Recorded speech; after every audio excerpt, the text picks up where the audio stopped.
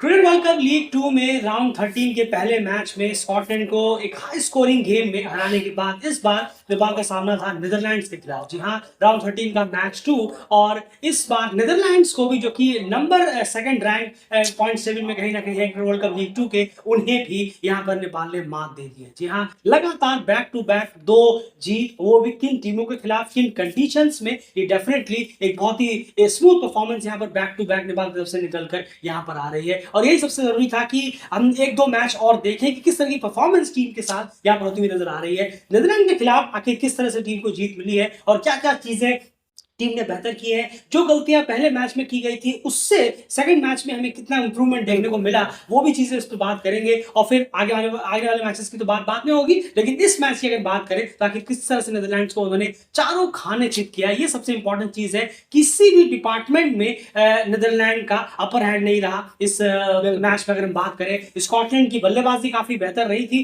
बहुत लंबा स्कोर लगाया था, लेकिन नीदरलैंड को चारों तरफ से जो रोक कर रखा नेपाल ने, वो किस तरह से करने में वो कामयाब हुए, इस एनालिसिस में जानने की कोशिश करते हैं। चलिए, एंड सबसे पहले यहाँ पर अगर हम देखें तो शुरुआत करते हैं फेस बाय फेस से। पहले फेस बाय फेस कंपैरिजन में समझते हैं कि कहां पर नीदरलैंड्स और नेपाल जो है आपस में टकराए और किन किन जगहों पर बाजी मारने में कामयाब रहे। बिल्कुल 1 से 10 ओवर की बात करें अगर हम पावर प्ले 1 की, पहले पावर प्ले की, तो नीदरलैंड ने 40 रन बनाए 2 विकेट के नुकसान पर, और वहीं नेपाल ने 41 रन 41 रन किए 1 विकेट के नुकसान पर। पहला फेस नेपाल के नाम रहा। वहीं पर बात करें मिडिल ओवर्स की, 11 से 40 ओवर की, तो यहाँ पर नीदरलैंड ने 132 रन किए 5 विकेट के नुकसान पर, और वहीं नेपाल ने 126 रन बनाए इस मिड फेस में 3 विकेट के नुकसान पर, और ये फेस भी नेपाल के नाम रहा। और उसके बाद डेथ फेस की बात करें 41 से 50 ओवर की, यानी कि डेथ ओवर्स की, फाइनल ओवर्स की, तो यहाँ पर नीदरलैंड ने 53 रन बनाए सिर्फ 3 विकेट के नुकसान पर, और वहीं पर नेपाल ने इस फाइनल ओवर लास्ट फेस में 59 रन और जोड़े और सिर्फ 1 विकेट का नुकसान उन्हें उठाना पड़ा, और ये फेस भी और मैच भी नेपाल जीतने में कामयाब। बिल्कुल, तो क्लियरली आप देख सकते हैं तीनों फेसेस में यहाँ पर नेपाल ने जो है वो मार दी है, चाहे वो फेस 1 हो, फेस 2 हो और फेस 3 हो। बल्लेबाजी से आप देख रहे होंगे, जो नेपाल का जो बल्लेबाजी साइड है वहां पर देख रहे होंगे तीनों फेसेस में मार दी है। लेकिन अगर आप इसी को टर्न कर दे बॉलिंग पर्सपेक्टिव से, नेपाल का बॉलिंग फेस भी अगर आप देखेंगे तो देखिए, शुरू में उन्होंने पावर प्ले में 2 विकेट निकाले, जो कि बहुत इंपॉर्टेंट होता है कि शुरू में आप अर्ली ब्रेक थ्रूज दिलाएं और बड़े विकेट उन्होंने निकाले। उसके बाद मिड में उन्होंने आधी टीम पवेलियन लौटा दी, 5 विकेट निकाले, और डेथ फेस में उन्होंने रन्स भी कम दिए और 3 विकेट भी निकाल लिए। तो अगर आप दोनों डिपार्टमेंट में देखेंगे तो दोनों ही डिपार्टमेंट में, तीनों फेसेस में नेपाल ने यहाँ पर नीदरलैंड को पटकनी दी है इस मैच में। अगर हम बात करें, ये बहुत इंपॉर्टेंट चीजें कहीं ना कहीं हो जाती हैं। उसके बाद यहाँ तो सबसे पहले अगर हम बात करें नीदरलैंड्स की बल्लेबाजी की, नीदरलैंड्स की बल्लेबाजी की अगर बात करें, एक लंबी चौड़ी बल्लेबाजी की लिस्ट उनके सामने कहीं ना कहीं थी, नीदरलैंड्स के बल्लेबाजों की थी। लेकिन यहाँ पर कहना होगा कि सारे ही बल्लेबाज बहुत ही ज्यादा यहाँ पर कैपिटलाइज करने में नाकामयाब रहे, और पूरी बल्लेबाजी की जो बैटिंग लाइनअप है, एक आध प्लेयर्स को छोड़कर, वो हमें फ्लॉप नजर आए। शुरुआत में अगर हम देखें, बैटिंग कार्ड आपके सामने है, माइकल लेविट और मैक्सवेल आउट हमेशा की तरह यहाँ ओपनिंग करने के लिए आए, और ये सबसे बड़ा डेंट था। माइकल लेविट और मैक्सवेल आउट जो आउट हुए हैं, वो बड़ी ही ऑकवर्ड सिचुएशन में खुद को कहीं ना कहीं मैंने पाया। माइकल लेविट जो है वो चेस्ट के आसपास बॉल आई सोमपाल की, और वो स्लैश करने के लिए गए, लेकिन सीधा कैच वो थमा बैठे। उसके बाद मैक्सवेल को अगर हम देखें, बहुत ही अच्छी बॉलिंग की बात बाद में करेंगे, लेकिन पैरों के आसपास बॉल आई और वो समझ ही नहीं पाए और डिसबैलेंस हुए, और मैक्सवेल भी क्लीन बोल्ड हो गए। क्या कहेंगे आप इन 2 विकेट्स के बारे में खास करके, क्योंकि ये बहुत इंपॉर्टेंट फैक्टर है। शुरुआत इनको दिलानी थी, नीदरलैंड को दिला नहीं पाए। बिल्कुल, या तो दोनों एक 50-60 रन की शुरुआत दिला सकते, या इनमें से कोई एक लंबा जाता तो शायद नीदरलैंड के लिए बहुत बेहतर होता, बहुत अच्छा रहता, क्योंकि ये तेज खेलने वाले प्लेयर है। खासकर लेविट की अगर हम बात करें, वो काफ़ी तेज खेलते हैं। मैक्सवेल आउट थोड़ा शुरुआत में धीमे खेलते हैं, उसके बाद अपनी इनिंग को तेज करते हैं, लेकिन ऐसा हुआ नहीं। नेपाल के बॉलर्स ने इन दोनों को ही टिकने का, ना ही चलने का कोई मौका दिया, और वरना ये बहुत ज़्यादा नुकसान हो सकता था नेपाल के लिए कि अगर इन दोनों में से कोई एक लंबा जाता या दोनों ही एक 60-70 रन की शुरुआत दिला देते, तो शायद नीदरलैंड के लिए थोड़ा बेहतर होता। बिल्कुल, उसके बाद यहाँ पर चीजें थोड़ी सी बेहतर करने की कोशिश की विक्रमजीत सिंह और स्कॉट एडवर्ड्स ने। जी हाँ, एक मिनी पार्टनरशिप इन्होंने लगाई और उस अर्ली स्ट्रगल से उभारने की यहाँ पर टीम को कोशिश की और उभारने में कामयाब भी जरूर बिल्कुल। रहे, लेकिन उसके बाद वो अपने अपने विकेट जो है वो देकर चले गए। उसके बाद जो विकेट्स उन्होंने अपने वो गंवा दिए। अगर आप देखें 36 विक्रमजीत सिंह की अगर हम बात करें यहाँ पर तो उन्होंने 38 किए 56 गेंदों में, यानी वो पार्टनरशिप लेकर जा रहे थे। 46 रन स्कॉट एडवर्ड 71 गेंदों में, लेकिन जब इन्हें तेज करना था, ये बहुत बार हमें देखने को मिलता है कि कुछ प्लेयर्स जो है वो पार्टनरशिप कर लेते हैं, लेकिन तेज करने की बारी आती है। इन्हीं प्लेयर्स ने किया भी है, लेकिन कल के मैच में यहाँ पर वो करने में नाकामयाब रहे हैं। अगर हम बात करें जहां पर इन्होंने अर्ली स्ट्रगल से उभारा जरूर टीम को, लेकिन उसके बाद एक बड़े स्कोर की तरफ या तेजी से रन रेट की बारी जब आई, तब वो अपना विकेट्स यहाँ पर कहीं ना कहीं खो बैठे। जी हाँ, कैचेट की बात करें तो 27 गेंदों में 34 रन किए। उसके बाद नोआ क्रॉस की वजह से टीम जो है वो 200 भी क्रॉस कर पाई। अगर हम देखें उन्होंने 48 रन किए, हालांकि उसने बहुत खराब शॉट पर उन्होंने अपना विकेट गंवाया कि कम से कम 15 रन नीदरलैंड का अपने स्कोर में कम रह गया होगा नोआ क्रॉस को खराब शॉट की वजह से, जो पीछे वो मारने गए सोमपाल का भी गेम्स में वो बोल्ड हो गए। हालांकि उन्होंने 48 रन जरूर किए, कुछ अच्छे स्ट्राइक रेट से, लेकिन ओवरऑल अगर आप देखेंगे 3-4 बल्लेबाजों को यहाँ पर अच्छी शुरुआत भी मिली, लेकिन उसके बावजूद भी वो उस इनिंग्स को बिल्डअप नहीं कर पाए, बड़ी इनिंग को नहीं लेके जा पाए। ये एक सबसे बड़ा रीजन था। और एक और रीजन है इसके साथ साथ रहा है, वो है बहुत ही ज्यादा एक्सेस स्लो खेलना। बिल्कुल देखिए, आप स्लो तब भी वो खेले, लेकिन स्कोर पहुंचा जा सकता था। 200 250 260 करीब आराम से पहुंचा जा सकता था जितना आप खेल रहे थे, क्योंकि जमने वाले बैट्समैन अगर लास्ट तक जाते जाते तो जरूर ये होता। तेजा निदामनुरी को देखिए आप, वो शॉट जो उन्होंने मारा बहुत ज्यादा आगे डाली थी संदीप ने, लेकिन वो प्लान से डाली थी उन्होंने। वो कोई बेवकूफ नहीं है जो ऐसे ही खड़े होकर बॉल डाल दी। आपको समझना होगा, आप शायद समझेंगे, जो छक्का प्रैक्टिस मैच में मैकब्राइड ने मारा था किसी एक बॉलर पे, सामने का छक्का स्पिनर, जो कुशल भुरतेल पे, उसी सिमिलर टाइप शॉट बिल्कुल वैसा ही मारने की कोशिश कर रहे थे तेजा निदामनुरी संदीप पे, लेकिन वो बॉल गुगली बॉल थी या लेग स्पिन थी, थोड़ा दूर से पता नहीं चलता है इतना, क्योंकि थोड़ा कैमरे का फर्क रहता है, तो इसलिए तो वो इतना आसान नहीं है मारना। आपने सोचा फुल बॉल है तो मैं सीधा स्ट्रेट मारूंगा या लॉन्ग ऑफ की तरफ मारूंगा, नहीं, इतना आसान नहीं जितना दिखता है वो आसान। तो वो एक जबरदस्ती का मारना, इतना थोड़ा सा रुकते, थोड़ा आप जाते, कोशिश तो करते। ऊपर के बल्लेबाज तो रहा था कि 250-260 जरूर बनते, अगर ऊपर के कुछ बल्लेबाज जो जम भी रहे थे, कोशिश कर रहे थे, वो थोड़ा सा और थोड़ा सा एक बेहतर क्रिकेट का नमूना दिखा पाते। बाद में जिस तरीके से आउट हुए हैं, तो थोड़ा सा और बेहतर होता नीदरलैंड के लिए, स्कोर थोड़ा वो और ज्यादा लगा। बिल्कुल, अगर आप पूछेंगे इस पूरे बैटिंग लाइनअप में कौन जो है वो फ्लाइंग कलर्स से हम उन्हें पास दे सकते हैं, वो एक ही बल्लेबाज है, वो है नोआ क्रॉस। बस उनकी स्ट्राइक रेट रही है, उन्होंने 200 के पार ही पहुंचा। एक दिख रहा था उनका एक इम्पैक्ट कि हाँ, एक पॉजिटिव इम्पैक्ट के साथ ये बल्लेबाजी करते हुए कहीं ना कहीं नजर आ रहे हैं, लेकिन ओवरऑल बाकी बल्लेबाजों ने टीम को लेट डाउन यहाँ पर किया। ना ही पूरे 50 ओवर बल्लेबाजी कर पाए, 5 गेंदें ऑलरेडी छोड़ कर आए, लेकिन उसके अलावा एक अच्छी स्कोर भी बोर्ड पर लगाने में नाकामयाब रहे। एंड बॉलिंग डिपार्टमेंट की तरफ हम चलते हैं। नेपाल की अगर हम यहाँ पर बात करें, बॉलिंग कार्ड के बारे में जानने से पहले मैं सबसे पहले सीधे जानना चाहूंगा कि बॉलिंग का जो मैप रहा है। जी हाँ, आज आपके सामने हम एक और नई चीज रखते हैं स्टार्ट की अगर बात करें। बॉलिंग जो मैप रहा है, पिच मैप जो रहा है नेपाल का, वो क्या रहा है एंड के नीदरलैंड के खिलाफ, क्योंकि बॉलर्स ने काफी, इसमें डेफिनेटली बॉलर्स की चीज जरूर कहेंगे कि बॉलर्स ने जिस तरह से इस स्कोर को बांधा, इस तरह से टाइट बांध के रखा नीदरलैंड को पूरे थ्रू आउट टाइम, पहले ओवर से लेकर 49वें ओवर तक, वो कमेंडेबल परफॉर्मेंस कहीं ना कहीं बॉलर्स को क्रेडिट इस मैच का ज्यादा जाना चाहिए। अगर हम बात करें, बल्लेबाजों की बात बाद में जरूर होगी, लेकिन पहले बॉलर्स की यहाँ पर क्रेडिट बनती है। तो बॉलर्स का किस तरीके का रोल रहा है, किस तरीके की बॉलिंग रही है, किन एरियाज को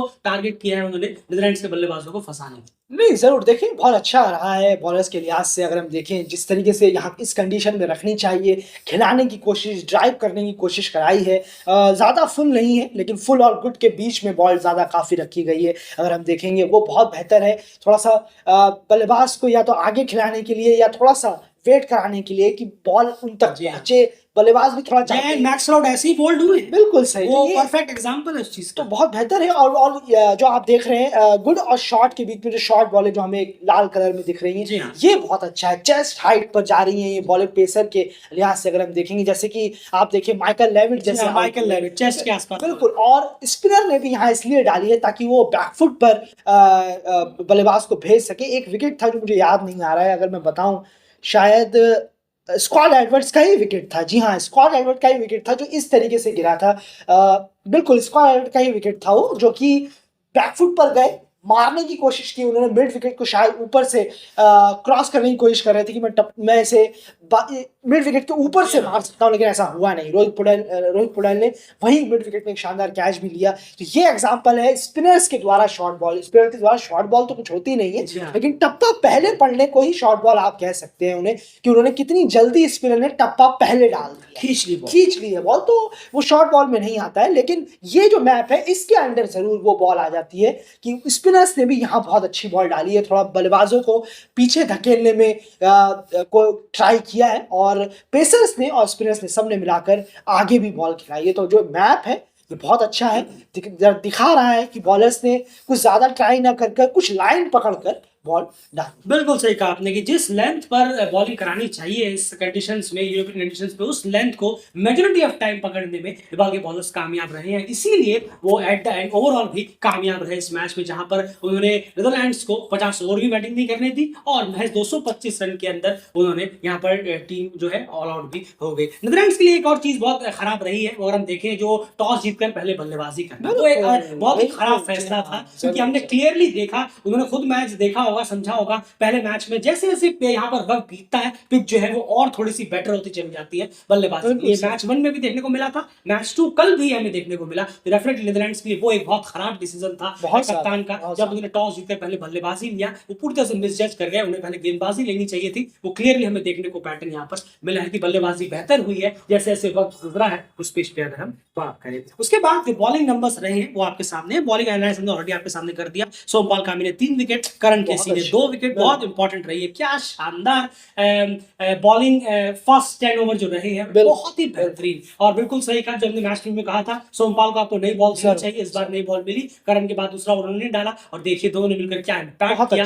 ये चीज पहले मैच में हो सकती थी अगर सोमपाल शुरू में आकर नई बॉल से कराते। बहुत शानदार जबरदस्त स्पेल रहा शुरू के 10 ओवर की अगर हम बात करें, बहुत परेशान किया दोनों ने मिलकर नीदरलैंड्स के बल्लेबाजों को, स्विंग से हो, अपनी लेंथ बहुत बेहतरीन रही है, शॉर्ट बॉल बीच में डाले, बहुत ही कमाल का एलबीडब्ल्यू इसकी अपील हुई, बहुत ही बेहतरीन वो 10 ओवर का स्पेल शुरू में रहा था। उसके बाद आरिफ शेख ने और गुलशन झा ने 11 से 20 ओवर के बीच में जिम्मा संभाला था। इनको बॉलिंग दी गई थी, हालांकि इन्होंने विकेट्स नहीं निकाले, लेकिन चीजें टाइट रखने की पूरी कोशिश उन्होंने जरूर की। उसके बाद आए स्पिनर्स, जिन्होंने ललित राजबंशी और संदीप लामिछाने ने ही वो पार्टनरशिप जो स्कॉट एडवर्ड्स और विक्रम थी, विकेट्स मिल नहीं रहे थे, डिफेंसर भी आ गए थे, लेकिन संदीप लामिछाने आए और उन्होंने अपने पहले ही ओवर में ब्रेक थ्रू दिलाया। तो ये मानना, ये चीजें पॉइंट आउट करनी बहुत जरूरी है कि क्या क्या चीजें मेन रही है। संदीप लामिछाने ने मैच को टर्न किया जब वहां पर उन्होंने उस पार्टनरशिप को आकर तोड़ा। उसके बाद फिर ललित राजबंशी को लाया गया, उन्होंने भी अपने पहले ही ओवर में विकेट निकालने में कहा। तो स्पिनर्स का रोल भी बहुत जबरदस्त रहा है। शुरू में, जैसे हमने पिछले मैच में आयन कहा कि शुरू में पेसर्स ने थोड़ी बहुत अच्छी बॉलिंग कराई, लेकिन इस मिड में स्पिनर्स से हेल्प नहीं मिली, से हेल्प नहीं मिली थी, ललित तो थे भी नहीं इसलिए। लेकिन यहाँ पर शुरू में पेसर्स ने टाइट रखा, मिड में संदीप और ललित ने बांधे रखा, और फिर एट द एंड तो फिर बाकी पेसर्स ने वापस से कैपिटलाइज कर सारी चीजें ठीक कर दी। तो बहुत इंपॉर्टेंटली ये फैक्टर है कि कहां पर क्या क्या चीजें, किन किन का कंट्रीब्यूशन रहा, ये जानना जरूरी है।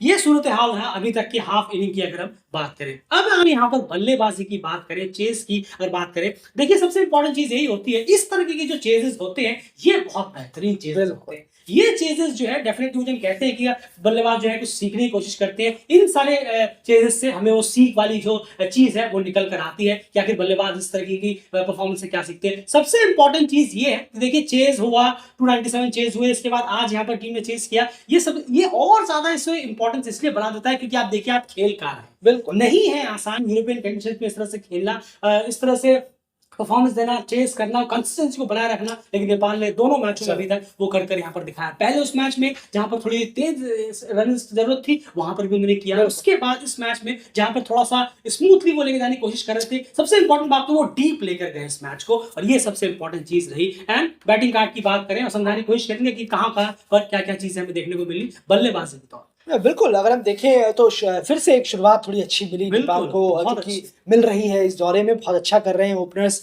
की एक शुरुआत दिला रहे हैं, क्योंकि ओपनर्स ही इकलौते हैं जो जोड़ी में आते हैं, वरना उसके या बाद तो एक-एक बल्लेबाज कर आते रहते हैं। तो यहाँ पर जोड़ी की बात होती है, तो जोड़ी ने वापस से एक थोड़ी शुरुआत दिलाई, एक स्टार्ट बिल्कुल, किया, लेकिन फिर वहीं कहीं आसिफ जो है वो बोल्ड हो गए। जी हाँ, आसिफ 19 रन बनाकर 22 बॉलों में एक स्टार्ट ज़रूर मिला, लेकिन उसे कैपिटलाइज़ कर बड़ा नहीं कर पाए, पर टीम के लिए एक शुरुआत ज़रूर दिला बिल्कुल। दी। ये उन्होंने कम से कम मेक श्योर किया। और वहीं कुशल भुर्तेल ने 25 रन किए 42 बॉलों में, और ज़रूर कुशल भुर्तेल थोड़ा-सा रुकने की कोशिश ज़रूर कर बिल्कुल, रहे हैं ये बीच एक में। अच्छा साइन नज़र आया है। बहुत अच्छा कुशल साइन भुर्तेल है। रैश शॉट से बच रहे हैं, ये बहुत अच्छा साइन हाँ, नज़र आया है बिल्कुल। और थोड़ा वक़्त ले रहे हैं, ये अच्छी चीज़। बिल्कुल सही कहा आपने। तो ये पिछले मैच में हाफ सेंचुरी लगाई थी, फिर यहाँ पर आकर फिर एक स्टार्ट मिला, टीम को थोड़ा-सा तुरंत नहीं चले गए आकर, और फिर थोड़ा रुके, थोड़ा ठहरे, फिर आउट ज़रूर हुए। थोड़ा उम्मीद करते कि और लंबा जाते, तो आप बिल्कुल। खुद से भी डिसअपॉइंट ज़रूर होंगे। लेकिन एक एक शुरुआत में जो इस कंडीशन में विकेट बचाने से जो फ़ायदा टीम को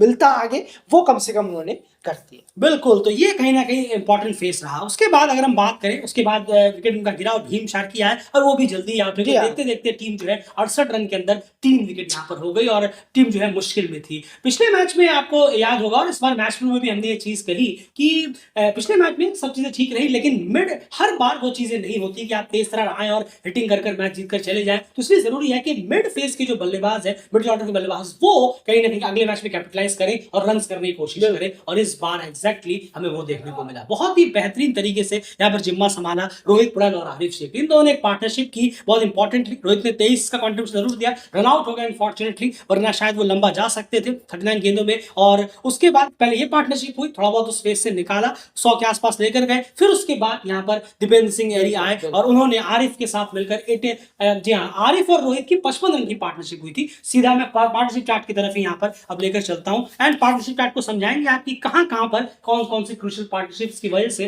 टीम जो है इस चीज को सक्सेसफुली करने में कामयाब है। नहीं, ज़रूर देखिए, अगर हम पार्टनरशिप पर नज़र डालें, तो पहले विकेट के लिए 32, फिर दूसरे विकेट के लिए 31 रन, एक जो पार्टनरशिप ज़रूर हुई, कुछ गिरे नहीं विकेट एकदम से। और वहीं पर फिर आप देखेंगे चौथे विकेट और पांचवें विकेट के लिए एक बहुत अच्छी पार्टनरशिप नजर आई। चौथे विकेट के लिए 55 रनों की, पांचवें विकेट के लिए 89 रनों की जो पार्टनरशिप हुई आरिफ और दीपेंद्र के बीच, वो तो खैर मैच विनिंग पार्टनरशिप थी जी। अगर हम देखें नेपाल के लिए। पर रोहित और आरिफ ने भी एक अच्छी पार्टनरशिप जरूर की, 55 रनों की, विकेट को रोके रखा, गिरने नहीं दिया।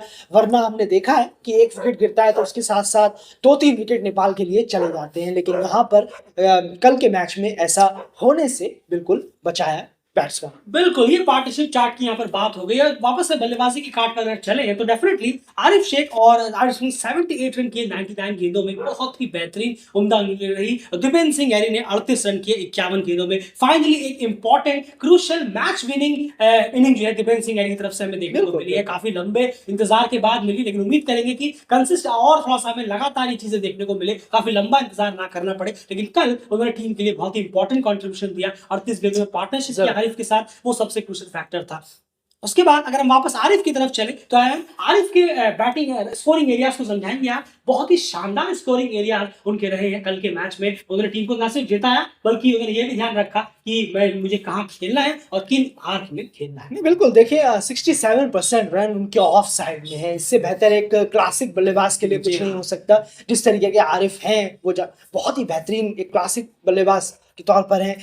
32% लेग साइड में रन किए, और फिर सबसे ज़्यादा रन उनके कवर रीजन में आए हैं, 33 रन उन्होंने वहाँ मारे हैं। और पॉइंट बैकवर्ड पॉइंट की तरफ देखेंगे 13 रन, मिड विकेट की तरफ 16 रन, और जो थर्ड मैन फाइन लेग है वहाँ बिल्कुल ही रेयरली रन आए हैं। तो बहुत अच्छा रहा है उनका जो जोन रहा है, ऑफ साइड का जोन उन्होंने जो उनका मजबूत है, वही उन्होंने एक और बार वापस से शोकेस किया इस इनिंग के दौरान। बिल्कुल डेफिनेटली नेपाल जो है वो अब एक चीज आप देखिए, 173 डॉट बॉल्स खेली और नेपाल ने इस मैच में, बिल्कुल उसके बावजूद भी टीम ने सक्सेसफुली चेस को यहाँ पर डिफेंड किया, क्योंकि सही सही वक्त पर उन्होंने बीच बीच बाउंड्रीज लगाई और पहले से ही उनका प्लान था कि इस गेम को हम जो है डीप लेकर जाए। शुरू में जब 68 पे 3 थे, उसके बाद कहीं ना कहीं थोड़ा सा वक्त लिया टीम ने और एट द एंड फिनिश किया। इंपॉर्टेंट है कि टीम ने जीत में फिनिश किया। एंड एक वॉर्म में यहाँ पर दिखाना चाहूंगा, जो चार्ट है ये आखिरी चार्ट रहेगा, ये आप देखिए। इस वॉर्म से आप समझ पाएंगे कि दोनों ही टीमों का यहाँ पर जो मैप है वो ऊपर की तरफ जा रहा है। जो आप देख रहे हैं, जो आप रेड देख रहे हैं वो है नीदरलैंड्स का, और जो आप नेपाल का देख रहे हैं वो है वो है ब्लू कलर का। तो आप मिड फेस में देखेंगे जब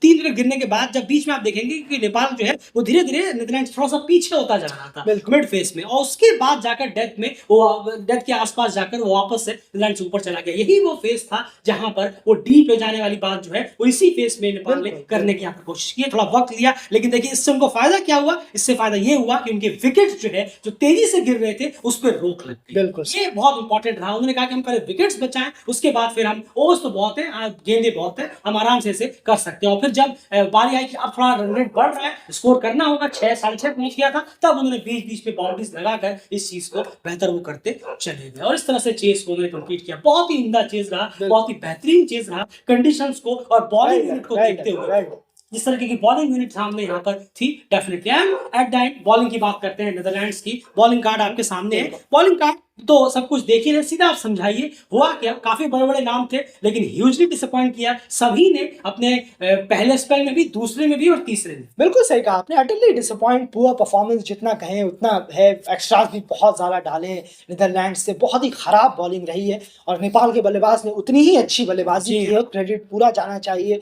दीपेंद्र ने 74 के स्ट्राइक रेट से बैटिंग की है, ये बहुत अच्छी बात है। सिर्फ 3 बाउंड्री उन्होंने लगाई है और तो ये दर्शाता है कि बल्लेबाजों ने भी इंटेंट अपना दिखाया है सामने। शुरू में हमें कोई रैश शॉट, हवाई फायर देखने को नहीं मिलते जो कि नीदरलैंड के बॉलरों को बेदम कर देते हैं कि वो चाहते हैं कि थोड़ा सा बॉल मूव हो रहा है तो प्लीज आप भी कुछ अपना विकेट, फालतू शॉट खेलकर विकेट दे दीजिए हमें, लेकिन ऐसा नहीं हुआ। और जैसे कि हम लगातार कहते हैं कि आप खराब शॉट खेल के अपना विकेट मत दीजिए, बस बेवकूफी है, बॉलरों को लेने दीजिए, बॉलर सिर्फ 4 ही मिल पाए। हाँ, वो हुआ ये ऐसा ही होता है। अगर बल्लेबाज पूरे अगर टेम्पटेशन के साथ और इंटेंट के साथ खेलेंगे, जैसे कि हम बहुत बड़े बड़े बल्लेबाजों को देखते हैं, कईयों को देख चुके हैं, उस तरीके से अगर आप खेलें तो बहुत मुश्किल होता है किसी भी बॉलर के लिए विकेट गिरा पाना एक अच्छे बल्लेबाजों का, जो अपने साथ प्राइस टैग लेकर आते हैं कि मेरा विकेट तो ऐसे मिलेगा नहीं। तो खैर दोनों मैचों में नेपाल के बल्लेबाजों ने वही चीज दिखाई है, फ्री में विकेट देने से। पहले मैच में तो खैर दिए थे कुछ विकेट, लेकिन दूसरे मैच में हमें काफी ज्यादा बेहतर देखने को मिला। बॉलर्स ने बिल्कुल डिसअपॉइंट किया है नीदरलैंड के। वर्क करिए, काम करिए, ढूंढिए क्या कर सकते हैं आप लोग। स्कॉटलैंड भी, नीदरलैंड भी, एक नेपाल जो कि 8वें नंबर की टीम थी, इस पे कोई शक नहीं कि 8वें नंबर की टीम ने आपके कंडीशन में घुसकर आप दोनों को आईना दिखाया और सपने से जगा दिया। बिल्कुल सही कहा आपने, डेफिनेटली चाहे वो स्कॉटलैंड हो नीदरलैंड हो, सॉलिड यहाँ पर आईना दिखाया। कुछ वक्त पहले जो है हम देखें, मेरे ख्याल से कोई थे ना, बता रहे थे मुझे, शायद इमर्जिंग क्रिकेट थे या कोई थे, जिन्होंने कहा था कि अभी तक जो है काफी टॉप 4 जो है वो काफी समझ में आ रहा है कि कौन कौन सी टीमें यहाँ पर हो सकती है, लेकिन यूएई, नेपाल और नामीबिया जैसी टीमें अगर कुछ बेहतर करें, बाउंस बैक करें तो हमें कुछ और मजा आ सकता है इस वर्ल्ड कप में। शुरुआत नेपाल ने यहाँ पर कर दी है, देखना पड़ेगा कि बाकी टीमें किस तरह से करती है, क्योंकि जिस कंडीशंस में वो आकर खेल रहे हैं डेफिनेटली बिल्कुल भी आसान नहीं होता। आप रिकॉर्ड, नेपाल के खुद के रिकॉर्ड्स आप उठा के देखिए, इन कंडीशंस में इतने जीते नहीं है, लेकिन जो वापसी उन्होंने की है ये दमदार है, यहाँ पर आपको क्रेडिट उन्हें देना पड़ेगा। अब जो वीडियो में पिछले लास्ट ने कहा था कि थोड़ा आपको वेट करना पड़ेगा, बिल्कुल तुक्का है ये सब कहने से पहले, यहाँ पर डेफिनेटली ये जो चेस टीम ने किया है इससे वो बहुत कुछ सीखेंगे। उम्मीद करेंगे कि इससे वो बहुत कुछ सीखे भी, और सीखे भी है तभी ये चीज उन्होंने अप्लाई किया भी। ये चीज जरूर है। आप प्लेयर्स देखिए कितने ज्यादा परफॉर्म कर रहे हैं। जब परफॉर्म कर रहे हैं तो टीम यानी कि परफॉर्म करिए। आप करण को देखें, सोमपाल को देखें, दीपेंद्र ने अब 38 रन किए, उसके बाद आप देखें कुशल भुर्तेल, आरिफ को देखें आप, तो कितने डिफरेंस, संदीप, ललित, गुलशन तो कितना पहले मैच में ही 40 इसमें 11 रन बनाकर नॉट आउट गए हैं। वो अभी बैटिंग और थी उनकी, करण केसी, सोमपाल वगैरह क्या परफॉर्मेंस कर रहे हैं। तो कितने प्लेयर जो है वो आपके 2 मैचों में इर्द गिर्द परफॉर्म किया है नेपाल के लिए। इस कंडीशन में आकर जो कि टीम 8वें नंबर पर थी, वाकई में ये कमाल का परफॉर्मेंस है। इसे कंटिन्यू रखें तो बहुत बेहतर होगा नेपाल के लिए। बिल्कुल सही कहा। फिलहाल इस एनालिसिस में इतना ही, बहुत ही उम्दा परफॉर्मेंस यहाँ पर रही है। डेफिनेटली हम कहेंगे पहले मैच से ज्यादा बेहतरीन परफॉर्मेंस इस मैच में हमें देखने को मिला। जी हाँ, डेफिनेटली 297 चेज हुए, बहुत ड्रामा हुआ, सब कुछ हुआ, लेकिन फिर भी दिल की टीम मानेगा कि ये जो मैच रहा ये बहुत ही बेहतरीन रहा, नियर अबाउट परफेक्ट रहा, और इस जीत में डेफिनेटली बहुत कुछ दिखाया कि हाँ लड़कों ने काफी कुछ इंप्रूवमेंट अपने अंदर लाने की कोशिश की है। और जो इम्पैक्ट है अर्ली इम्पैक्ट है ऐसा कोच का, जो वो उन्होंने सबसे इंपॉर्टेंट चीज है कि वो ढोंग में ज्यादा यकीन नहीं कर रहे हैं, बिल्कुल, वो आ नहीं रहे हैं बार-बार सामने। आ नहीं रहे, नौटंकी नहीं कर रहे हैं, कैमरे के सामने ज्यादा आने की बजाय वो सोच रहे हैं कि मैं क्यों ना सीधे मुद्दे पर काम करूं, फालतू की नौटंकी कोशिश जारी है। प्रीवियस कोचों में हमें देखने को मिली थी। कोशिश जारी है, अर्ली है, लेकिन उम्मीद करेंगे कि ये चीजें हमें देखने को मिले। फिलहाल इस वीडियो में इतना ही। बने रहिए चैनल के साथ, चैनल को सब्सक्राइब प्लीज अभी जरूर करें।